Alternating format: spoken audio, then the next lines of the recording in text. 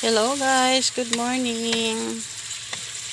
Today's live is papakita ko sa inyo kung anong ulam ko today. Ano lang siya guys, simpleng ulam. Ano siya? Sayote. Tapos gigisa mo siya muna. Syempre, lalagyan mo siya ng mga yung kumbaga yung sibuyas, bawang, tapos kunting asin, mantika, tapos ito igigisa na. At syempre, kasi nga walang nakapunta ng palengke, ito ang sahog natin. Sardinas guys, yan lang ang sahog natin.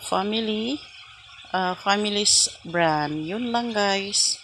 Ito lang isasahog natin kasi nga walang nakapunta ng palengke. So ngayon, isasahog na natin, okay?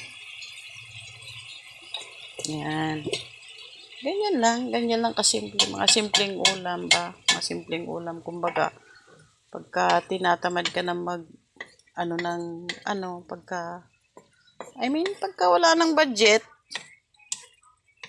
kasi nga, daming ito. Yan. Ganyan lang. Tapos, yan, maganda na ang kulay, di ba? Sardinas lang yan, guys. Tsaka sayote. Sabi pa nga ng ate ko noon, naalala ko yung ate ko noon na may restaurant kasi sa Maranao tribe, pangalan ng sayotes is sweeter. Sabi niya, abay pinabili niya ako. Sabi niya, ano mo bibili? Sabi ko dito sa 50 centavo na to. Sabi niya, bumili ka doon, sabi niya, na sweater. Sabi ko, ate, ano yun? Di pumunta ako sa tindahan. Yun, nagtatanong ako, sabi ko, te, pabili ng sweater, sabi niya. Sabi ko, sabi ng tindera naman, anong sweater? Doon ka bumili, sabi niya, doon sa, tindahan ng mga damit. Kasi jacket yun, sabi nung isa. Sabi ko, hindi, gulay. Sabi ng ate ko, gulay. Tapos, yun nga. Ako naman si tanga. Ay, nagtuloy-tuloy ako doon sa tindahan. Ibang mga, yung anong tawag doon? Ibang tindahan ng mga gulay. Talagang wala, hindi nila alam. Tapos yun, pagdating ko doon sa, sabi ko, tinatamad na ako. Ayaw ko na talaga. Pagbalik ko, sabi ko, ate, wala talaga, talagang wala. Nagagalit na nga yung mga tindera. Maliit pa ako noon. Maybe, grade 5 or grade 4 ang ko noon.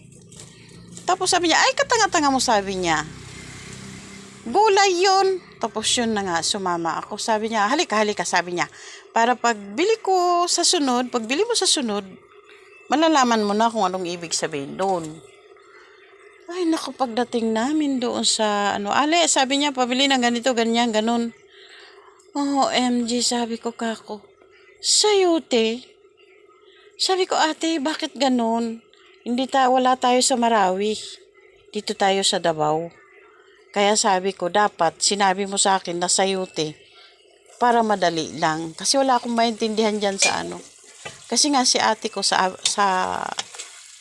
aming magkakapatid, si ate talaga yung nakakuha ng ugali sa side father ko ng mga Maranao.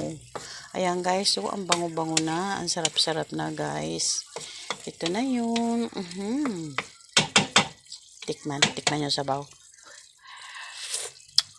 Huwag lang masyado damihan ng asin. Wow, ang sarap talaga. Sarap ito guys, promise. Try nyo. Okay guys, hanggang dito na lang. Thank you for watching sa aking video. Bye-bye guys!